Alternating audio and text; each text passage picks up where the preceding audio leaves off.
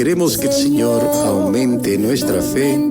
Aquí en María Evangelizadora Radio, un pedacito de cielo en tu hogar, nos complacemos en presentar Crece en tu fe, con nuestro hermano Américo Tejada. Aumenta mi fe.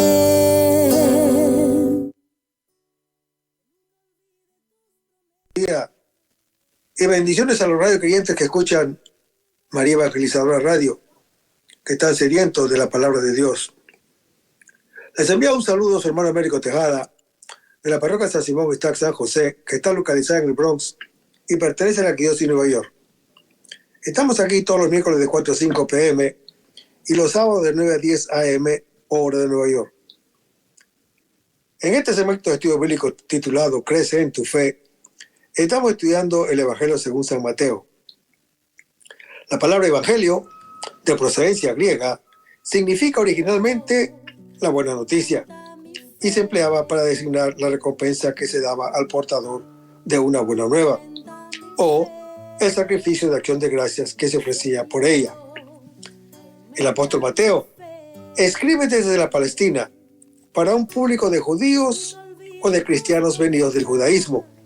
Luego, un público que conocía al dedillo el Antiguo Testamento y que vibraba de sus expectaciones mesiánicas. Porque en los orígenes de la iglesia primitiva, la regla de fe se encontraba en la enseñanza oral de los apóstoles y de los primeros predicadores. Andando el tiempo, se sintió la urgencia de consignar por escrito las enseñanzas del maestro y los rasgos sobresalientes de su vida. Y eso fue lo que hizo el apóstol Mateo. Estamos en el capítulo, creo que es 4, creo que sí, 4, del Evangelio según San Mateo. Pero antes vamos a comenzar este segmento con oración. Lo hacemos en el nombre del Padre, del Hijo y del Espíritu Santo. Señor, que todo lo que hagamos este día inicie con tu bendición y termine con tu ayuda. Que todo lo que digamos este día sea motivado por tu amor e inspirado por tu gracia. Que nuestras obras de este día reciban tu inspiración y perduren en tu paz. Todas estas cosas, Padre Celestial, te las pedimos en el luz y poderoso nombre de Hijo Jesús, que vive y reina en uno del Espíritu Santo, quien es Dios, por los siglos de los siglos. Amén. Los créditos de estudio público son dados al Padre Félix Trux, al Padre Silvano Fausti, a la Villa de Jerusalén y a la hermana Evelyn Morán y su ministerio de música. A los hermanos que viven en el Bronx, para invitarlos a nuestro círculo de oración de la parroquia San Simón Wistac San José, que está localizado en el 2191 Valentine Avenue, esquina calle 182, comenzando con la misa a las 7:30 p.m. todos los viernes por la noche. En el segmento anterior estábamos en el capítulo 4 del Evangelio según San Mateo, pero estábamos comentando un poquito sobre el Lucas capítulo 5, que habla de la llamada. Y decíamos que la gente se agolpaba en torno a Jesús para escuchar la palabra de Dios a orillas del lago de Tiberias. Jesús está en la orilla, frente a este pueblo que está dispuesto a la escucha. Es con el pastor que reúne a las ovejas para llevarlas a pastar. Su palabra ya no la proclama Jesús desde la orilla, sino desde una de las barcas que estaban estacionados ahí cerca. Después de la experiencia de una noche de fatiga que, como veremos, había sido inútil, Jesús ha elegido una barca, la de Simón Pedro, y le pide que se aparte de la orilla. Sobre ella se sienta solemnemente en actitud de maestro y enseña. Esta barca es figura de la iglesia, pequeña comunidad que flota sobre el abismo. Desde esta única barca se dirige a todos y desde allí todos escuchan su palabra. El apóstol Pedro recibe de Jesús el encargo de guiar mar adentro la barca. Dice Jesús: echen las redes En la pesca está figurada la misión apostólica de la Iglesia, que comienza ahora en la obediencia a la palabra del Señor y que llegará muy dentro hasta los confines extremos de la tierra. Hermanos, ¿cuántas veces habían echado las redes inútilmente? ¿Cuántas veces? Esa misma noche no habían pescado nada, absolutamente nada. Ahora, para un pescador, el no pescar nada es el fracaso. Está por medio su identidad. Es como para el hombre no ser hombre. A la orden de Jesús, dirigida a los pescadores de profesión, parece ofensiva y además insensata. Piensan que Jesús no conoce el oficio del pescador. ¿Acaso no es de noche cuando se pesca?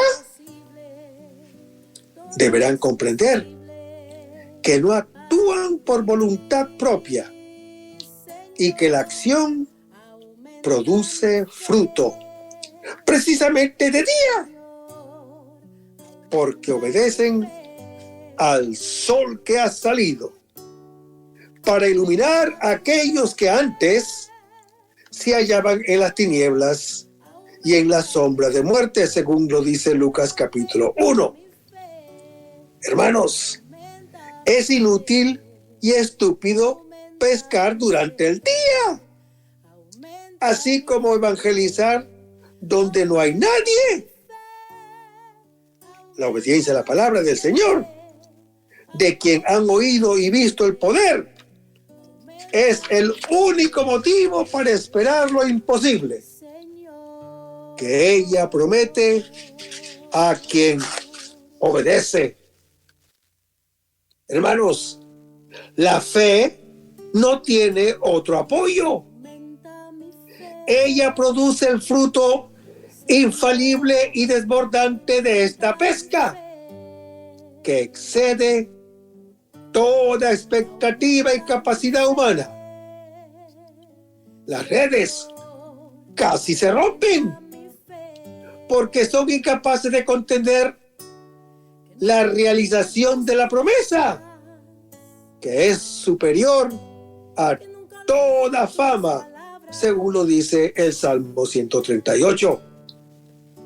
Cuando el apóstol Pedro se arroja a sus pies y confiesa con humildad: apártate de mí, Señor, que soy un hombre pecador.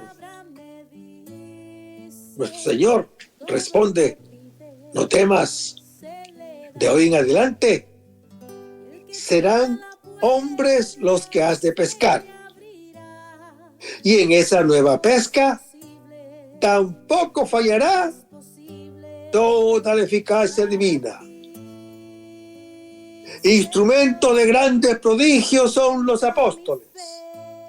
A pesar de sus personales miserias, también a nosotros, si luchamos diariamente para alcanzar la santidad, cada uno en su propio estado, dentro del mundo y en el ejercicio de la propia profesión, en nuestra vida ordinaria.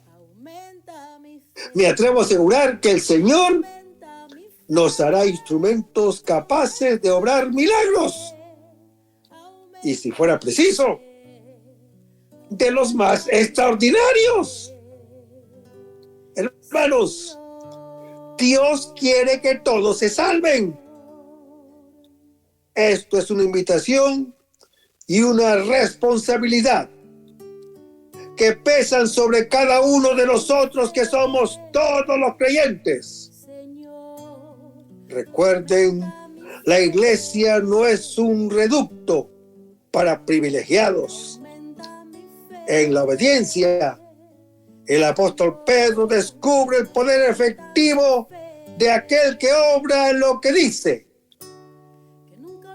cae a las rodillas de Jesús, el Señor, y descubre que es un hombre pecador. Se siente indigno, pero su misión no decaerá, ni siquiera por un pecador, ni siquiera por su pecado. Aún más, hermano que me escuchas, como el conocimiento de la salvación existe tan solo en el perdón de los pecados, Simón se convertirá en Pedro y recibirá el encargo de confirmar en la fe a sus hermanos, que somos nosotros todos los creyentes. Precisamente cuando haya consumado hasta el fondo su experiencia de debilidad, Pedro, el apóstol, será entonces, no por sus cualidades, él será piedra, garantía de estabilidad, sino precisamente porque Simón descubre que es una falla continua que en cada resbalón da a conocer lo que es esa piedra, que es la fidelidad de su Señor Jesús. Y de esto Él será testigo. Hermanos, la misión de Pedro, que ha tenido la experiencia de la misericordia del Señor, que lo ha pescado del pecado, consistirá en pescar hombres. Por fin, hermano que me escuchas, fijémonos en el versículo 23 que dice que Jesús predicó en Galilea, pero en el versículo 24 dice que su fama se extendió por toda la Siria, que era un país de gentiles o paganos. Además, la muchedumbre del versículo 25 se compone no solo de los judíos de Jerusalén, Judea y Galilea, sino también de los moradores paganos de la Decápolis y Transjordania. Todo esto, hermano que me escuchas, para que veamos que el mensaje de Jesús va destinado no solo a los judíos, sino también a nosotros, que somos los creyentes, que somos los de la gentilidad. Pero vayamos al capítulo 5 del Evangelio según San Mateo, versículos 1 al 10, donde leemos: viendo la muchedumbre, subió al monte, se sentó y sus discípulos se le acercaron, y tomando la palabra, enseñaba diciendo: bienaventurados los pobres de espíritu, porque de ellos es el reino de los cielos. Bienaventurados los mansos, porque ellos poseerán herencia la tierra. Bienaventurados los que lloran, porque ellos serán consolados. Bienaventurados los que tienen hambre y sed de justicia, porque ellos serán saciados. Bienaventurados los misericordiosos, porque ellos alcanzarán misericordia. Bienaventurados los limpios de corazón, porque ellos verán a Dios. Bienaventurados los que trabajan por la paz, porque ellos serán llamados hijos de Dios.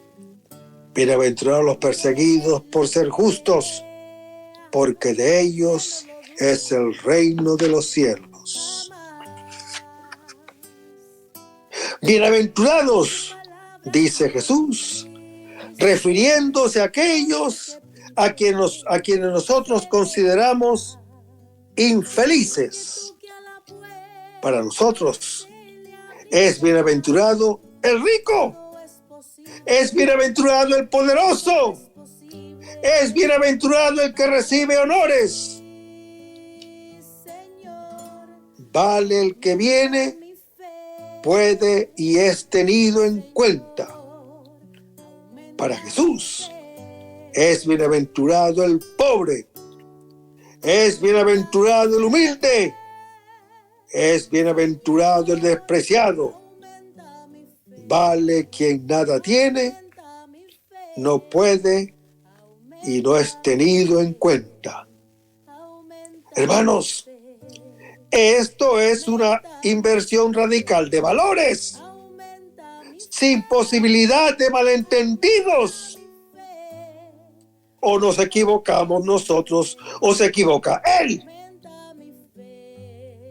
Para Él son benditos aquellos a quienes nosotros consideramos malditos.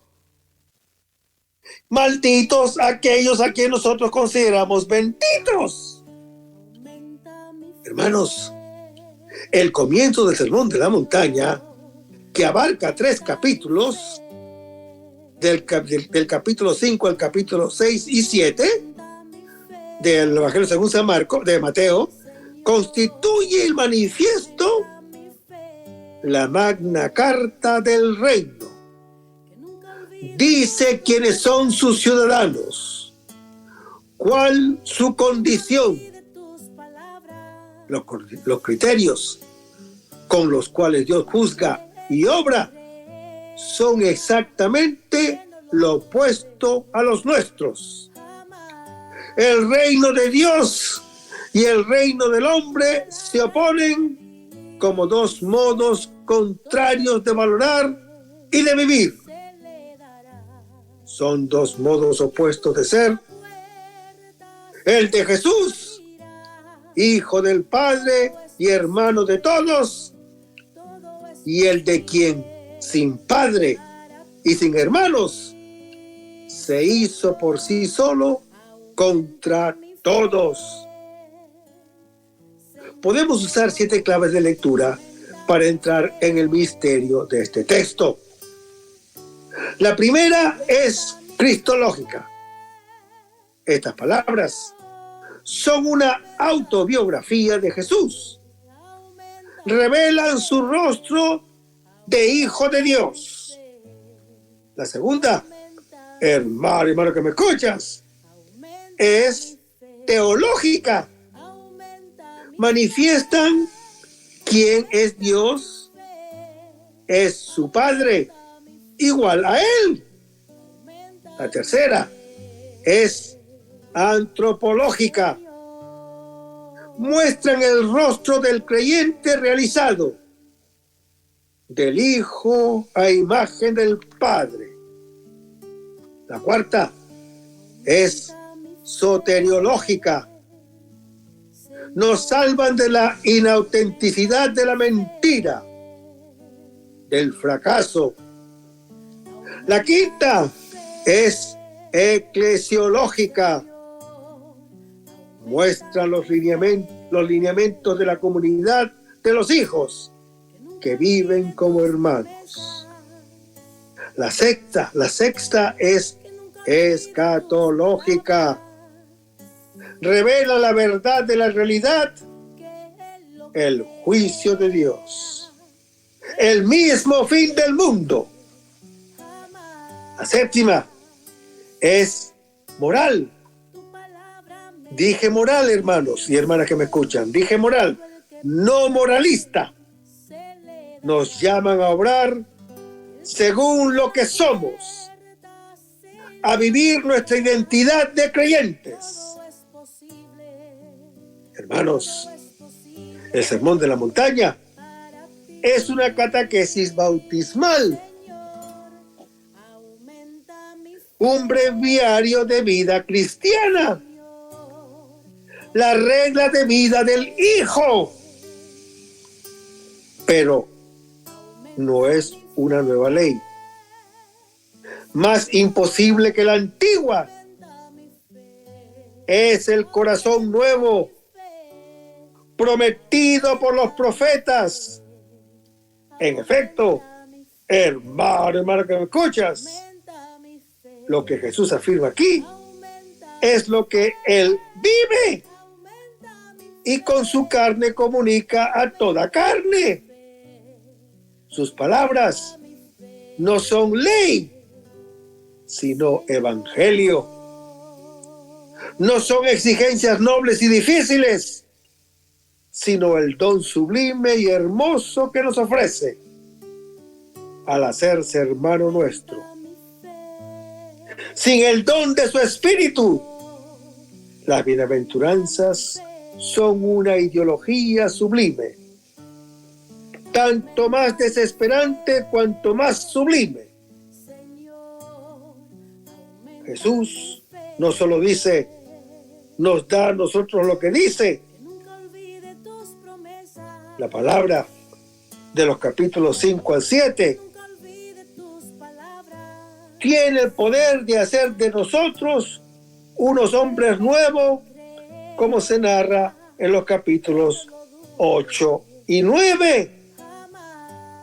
Nos purifica, nos purifica el alma y nos purifica la vida. Nos da la fe, nos hace aptos para servir, nos libra del miedo, nos libra del mal y nos libra del pecado.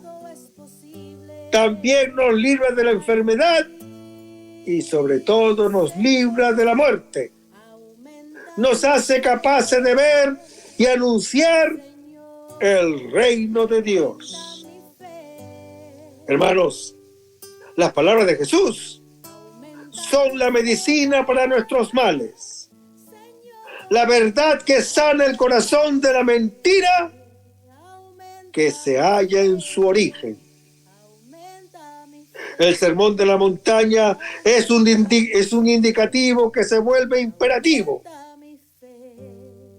El Hijo nos da el modo de ser lo que somos, hijos.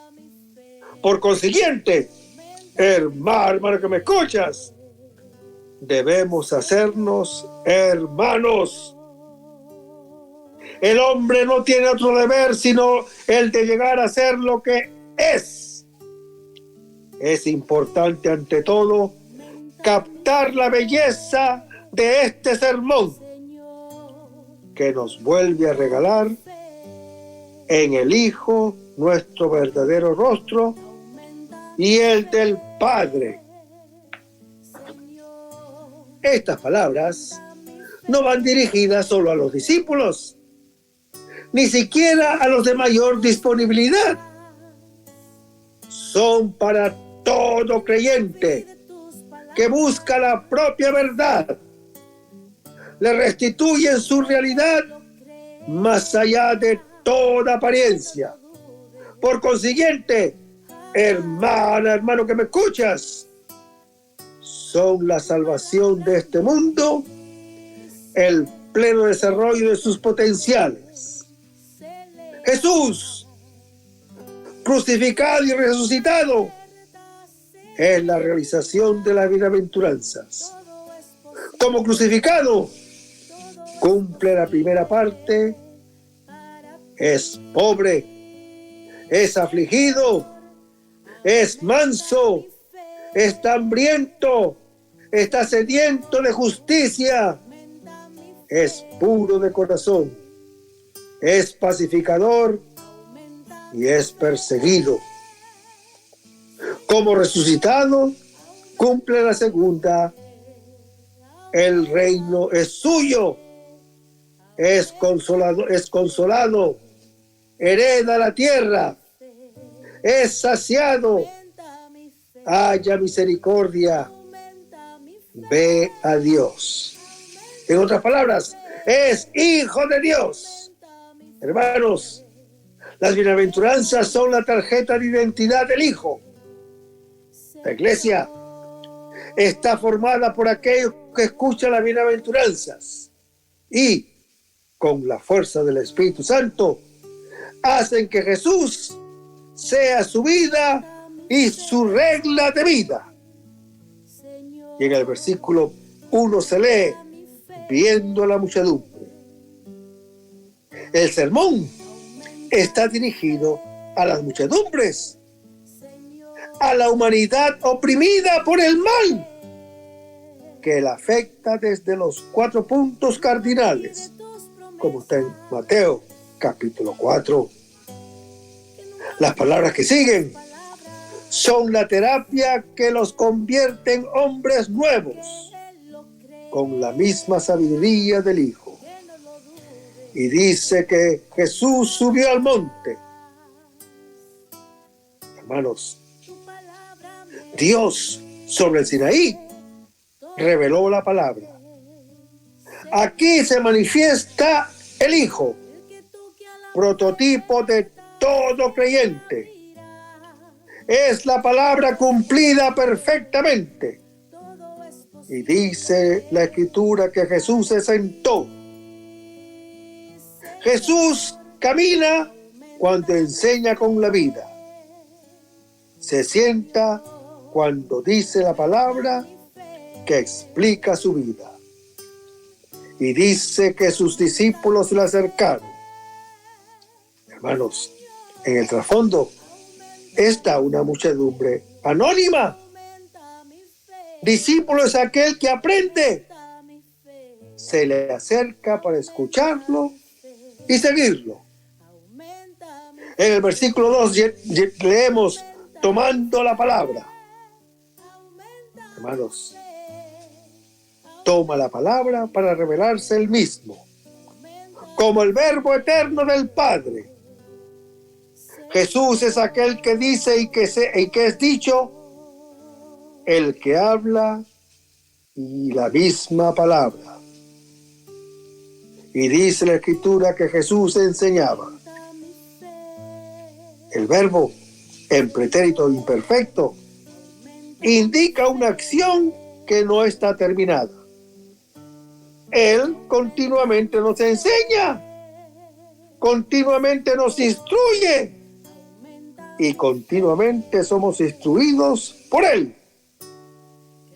La esencia del discípulo, que quiere decir el que aprende, es ser aprendido por el Maestro. Y en el versículo 3 se lee, bienaventurados. 8 veces más una, Jesús repite el estribillo, para que se imprima en nosotros el juicio de Dios, tan diferente del nuestro. Sus palabras, hermano que me escuchas, tienen una carga aversiva única. Invierte en el mundo y sus principios. Jesús se congratula con los marginados porque tienen la gran ventaja. Dios es para ellos, es uno de ellos y está con ellos. Hermanos, la raíz de la bienaventuranza, obviamente, no es estar mal, sino la justicia de Dios, que no da a cada uno lo suyo, sino según la necesidad, privilegiando a quien tiene menos. Las bienaventuranzas no deben ser una alienación para nuestra injusticia. Si los pobres son bienaventurados, dejen en paz a los ricos. Antes bien, hermano que me escuchas, arranca la raíz de la injusticia, que deriva del hecho de que nosotros consideremos bienaventurado al que es rico, al que posee y al que domina. Si este es nuestro criterio de los valores, es claro que cometemos injusticias. Solamente si lo invertimos, tenemos un mundo bueno y hermoso. Y Jesús dice, bienaventurados los pobres, Hermanos, en griego no está escrito pobre, que indica uno que tiene poco y con dificultad, a diferencia del rico, que posee mucho y sin dificultad. Está escrito pordiosero, está escrito mendigo, que indica uno que se esconde. Es indigente, es mendigo. El pordiosero no tiene nada, ni siquiera la dignidad de un rostro para salvar. Vive de lo que le dan. La pobreza, nosotros la asociamos a la culpa o a un valor menor.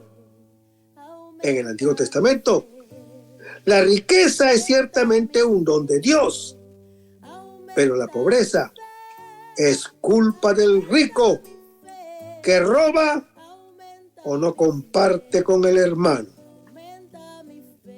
Y dice Jesús, los pobres de espíritu. La expresión para nosotros es extraña.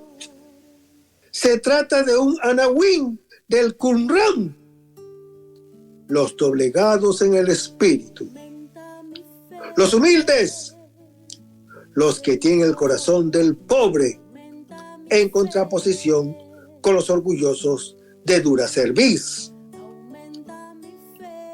Hermanos, el pobre es necesariamente humilde, vive de lo que el otro le da.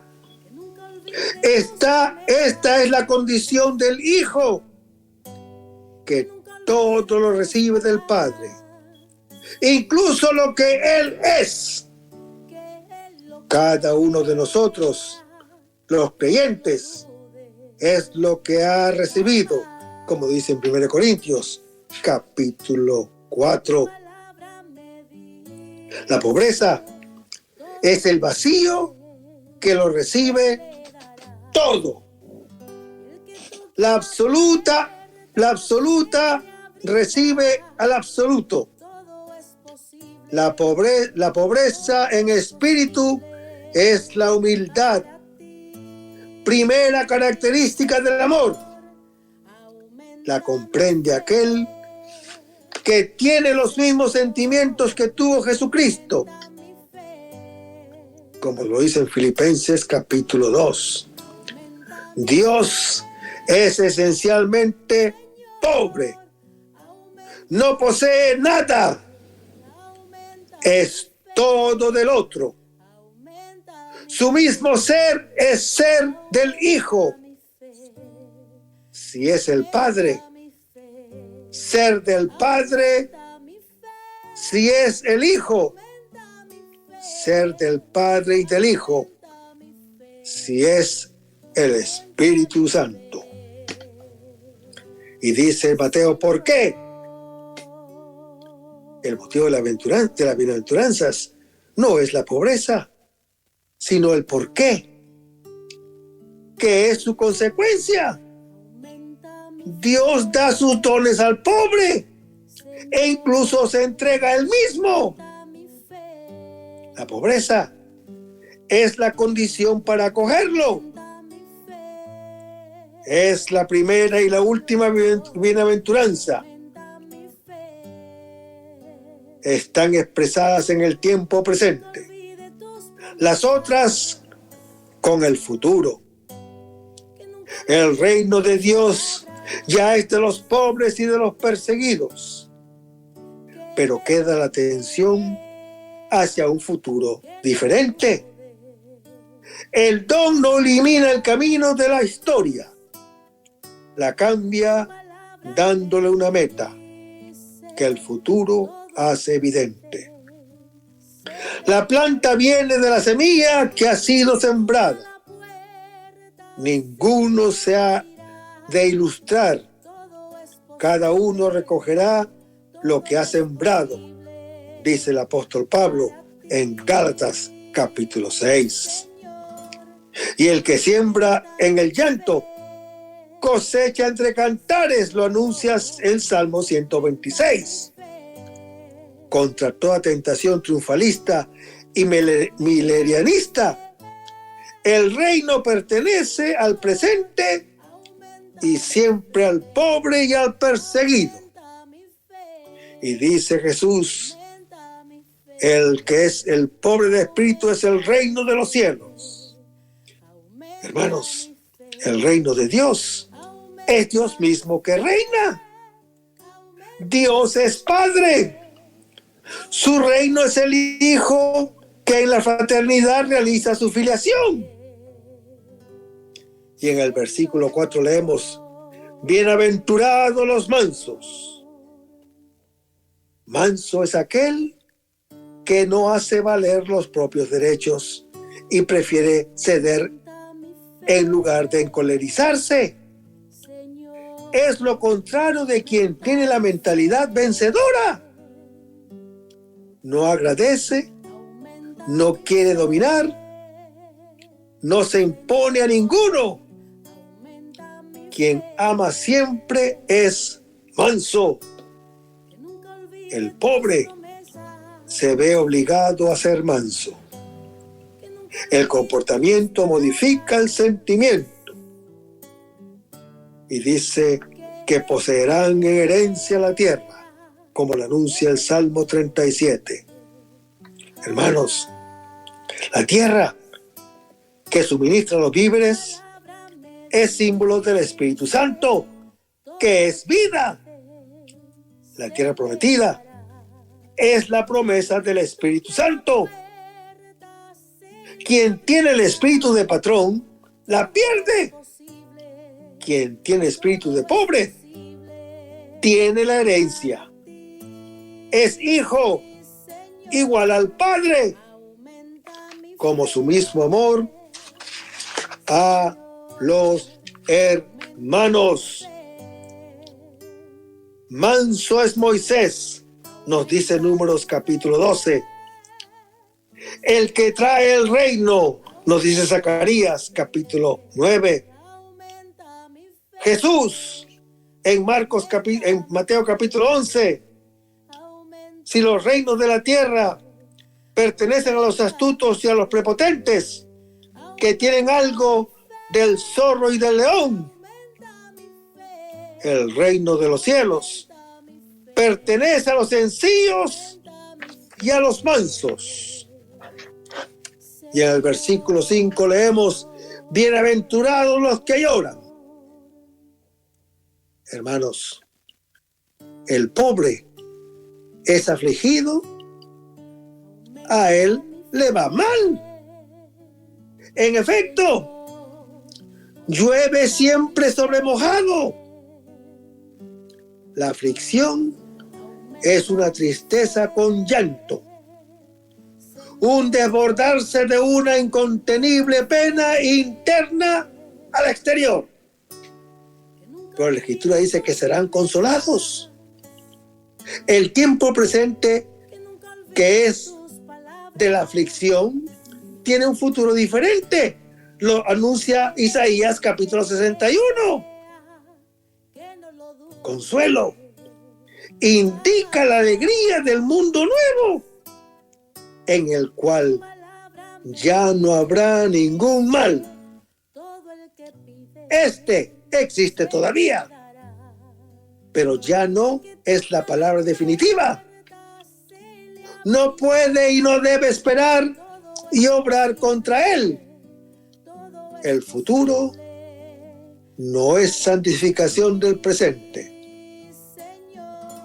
Jesús, hermano que me escuchas, que lloró sobre Jerusalén y estuvo oprimido por el dolor en el huerto, pero afrontó la cruz mirando hacia la gloria que se le ponía delante. Y ahora está sentado a la derecha de Dios, mirando hacia Él y, sobre todo, siguiéndolo a Él. No nos desalentamos, nos dice Hebreos capítulo 12. Por el contrario, hermano que me escuchas, abunda el consuelo en toda tribulación, como está en 2 Corintios, capítulo 1. El risus paschalis ya penetra toda nuestra existencia. Su destino es también el nuestro. Por eso, los sufrimientos del momento presente no son comparables con la gloria futura que se ha de manifestar en nosotros, lo dice el apóstol Pablo en su epístola a los Romanos, capítulo 8. Y en el versículo 6 leemos: bienaventurados los que tienen hambre y sed de justicia, como lo anuncia el Salmo 107. Hermanos, el hambre y la sed son necesidades de la vida. Y la vida es la justicia, la voluntad de Dios, su amor a todos nosotros los creyentes. Bienaventurado es el que tiene hambre y sed de vivir sobre la tierra, su amor de Padre que está en los cielos. Y dice la Escritura que serán saciados. La saciedad es plenitud de vida. Jesús, hermano que me escuchas, que cumple con toda justicia, haciéndose solidario con los hermanos perdidos, es el Hijo lleno de la misma vida del Padre. De Él, que se convierte en pan, también nosotros recibimos fuerza y saciedad filiales. Y en el versículo 7 leemos: bienaventurados los misericordiosos. Son aquellos cuyo corazón se deja tocar por el mal ajeno, como si fuera propio. La misericordia es la forma fundamental del amor.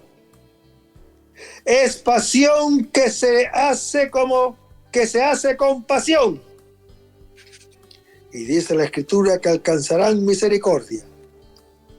Hermanos, el misericordioso encuentra al mismo Dios, que es pura misericordia, y se encuentra a sí mismo como hijo suyo, misericordioso como el Padre, como lo anuncia Lucas capítulo 6. Es la única bienaventuranza en la que uno encuentra en el futuro lo que ahora ya posee. Y en el versículo 8 leemos: los bienaventurados los limpios de corazón, como lo anuncia el Salmo 24. Hermanos, el corazón, centro de la persona, contiene al hombre oculto, como está en 1 Pedro capítulo 3. El Hijo, que por la fe habita en nuestro corazón, como está en Efesios capítulo 3. Quien tiene el corazón puro, no oscurecido por muchos deseos y temores, lo encuentra. Y dice la Escritura que verán a Dios. El corazón puro es un ojo transparente que ve a Dios y lo ve en todas las cosas, porque lo tiene dentro y lo proyecta sobre todas las cosas. Hermanos, la pureza del corazón se obtiene con la recta intención. Quien en todo busca solamente a Dios, que es todo en todos, como lo anuncia el apóstol Pablo en su primera epístola a los Corintios, capítulo 15. Y en el versículo 9 leemos: bienaventurados los que trabajan por la paz. Hacer la paz entre los creyentes significa hacerlos hermanos. Y dicen que serán llamados hijos de Dios. Hacer creyentes es la obra del Padre y de quien ya es hijo. Y en el versículo 10 leemos: bienaventurados los perseguidos por causa de la justicia, como está en Primera de Pedro, capítulo 3. Hermanos, quien ama al Padre y a los hermanos, choca con el mal, encuentra hostilidad y persecución en sí mismo y fuera de sí. La paz nunca es pacífica. Cuesta la cruz del pacificador, nos dice Efesios capítulo 2. Como a Jesús, así a sus discípulos, que consideran como una dignidad el ser despreciados como Él, lo dice Hechos capítulo 5. Y dice la Escritura que de ellos es el reino de los cielos. Hermanos, el reino de los cielos aquí sobre la tierra permanece bajo el signo de la cruz. La vida del discípulo está bajo la insignia de la cruz, lugar de encuentro entre la injusticia del hombre y la justicia de Dios, que es amor para todos los injustos. Es necesario que pasemos por muchas tribulaciones para entrar en el reino de Dios, nos dice Hechos capítulo 14. No pensemos en las contrariedades, que las contrariedades la obstaculizan, pero la nuestra es la victoria del Cordero, victorioso precisamente porque ha sido inmolado. Vayamos a capítulo 5 del Evangelio según San Mateo, versículos 11 al 16, donde se lee: bienaventurados seréis cuando os injurien, os persigan y digan con mentira toda clase de mal contra vosotros por causa mía. Alegraos y regocijaos, porque vuestra recompensa es grande en los cielos.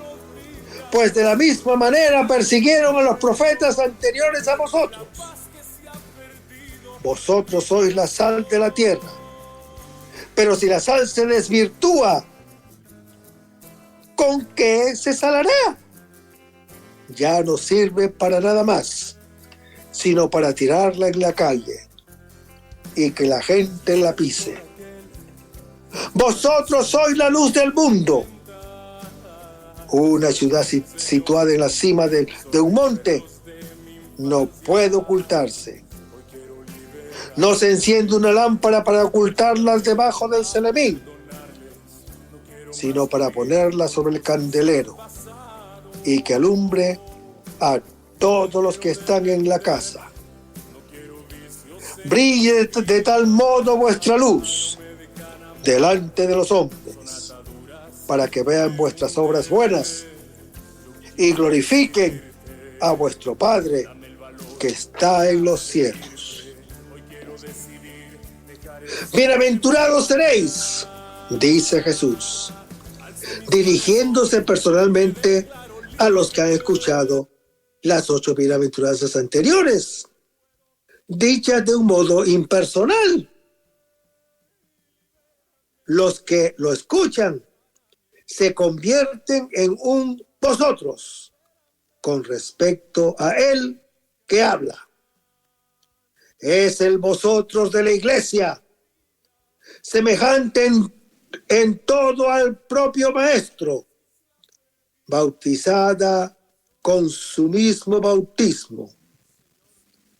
El versículo 13 proclama la identidad de los discípulos perseguidos con la sal de la tierra, que tiene el mismo sabor de Cristo. Los versículos 14 al 16 declaran su importancia. Son la luz del mundo, ciudad situada sobre el monte, lámpara encendida sobre el candelero. Los discípulos en las dificultades, en lugar de abatirse, se sienten identificados con su Señor. Con alegría viven las bienaventuranzas de estar con Él y ser como Él. La cruz, hermano que me escuchas, los hace semejantes a Él, con su mismo amor al Padre y a los creyentes. Los hace la sal de la tierra. Le da a Adán, que es tierra, su sabor, su identidad como hijo. Y esta cobra importancia. Luz del mundo, que conquista también a los otros con su belleza. Hermanos, la evangelización se realiza a través del testimonio de quien cumple en sí mismo lo que aún le falta a la pasión del Hijo a favor de los creyentes, como está en Colosenses capítulo 1. Y falta también solamente mi pasión. El testimonio es al mismo tiempo sal, escondida pero muy perceptible, y luz, patente y visible, que hace que todos disfruten de la gloria de Dios. Jesús, hermano que me escuchas, sabiduría de Dios, es el Hijo que da la vida por los creyentes. Por eso es sal y luz. Les hace oír y ver que Dios es el Padre común. La iglesia es el vosotros, que ha escuchado las bienaventuranzas y tiene el mismo sabor que Cristo. Participa de su destino de pasión como sal de la tierra y de gloria como luz del mundo, sin olvidar que es luz solamente por cuanto es sal. Y en el versículo 11 leemos: bienaventurados seréis. Hermanos, ahora Jesús se dirige a quien se ha dejado engendrar por la escucha de la palabra. Es el vosotros de los creyentes, que se le asemejan en lo que tiene como más propio su amor como justo, crucificado por los injustos. Y dice Jesús: cuando os injurien. La primera forma de persecución es la más grave. Perder la cara. La espada mata el cuerpo. El insulto a la dignidad de la persona. La deshonra, no por casualidad, se asocia a menudo al suicidio. Aquí, en cambio, es señal de grandísima dignidad. Somos considerados dignos de ser como el Señor, que perdió el rostro y la vida por nosotros los creyentes. Y el resto, hermano que me escuchas, lo vamos a ver en el próximo segmento. Manténganse en sintonía. Vamos a despedirnos con una oración y lo hacemos en el nombre del Padre, del Hijo y del Espíritu Santo. Señor Jesús, ayúdanos a conservar el fervor espiritual, la dulce y confortadora alegría de evangelizar, incluso cuando hay que sembrar entre lágrimas, como Juan el Bautista, como lo hicieron los apóstoles Pedro y Pablo y los otros apóstoles, y también esa gran multitud de evangelizadores que se han sucedido a lo largo de la historia de la Iglesia Católica, con un ímpetu interior que nada ni nadie sea capaz de extinguir.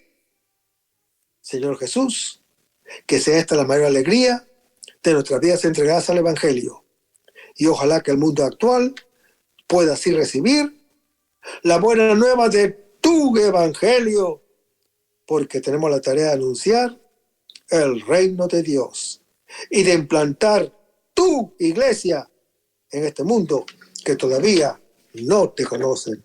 Todas estas cosas, Padre Celestial, te las pedimos en el dulce y poderoso nombre de tu Hijo Jesús, que vive y reina en unión del Espíritu Santo, quien es Dios, por los siglos de los siglos. Amén. Hasta el próximo segmento. Que el Señor nos bendiga.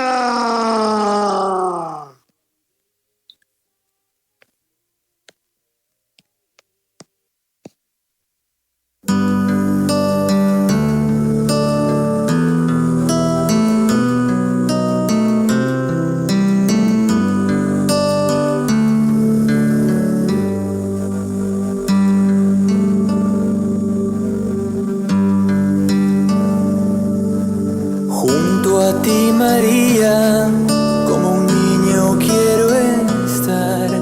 Tómame en tus brazos, guíame en mi caminar. Quiero que me eduques, que me enseñes a rezar. Hazme transparente, lléname de paz.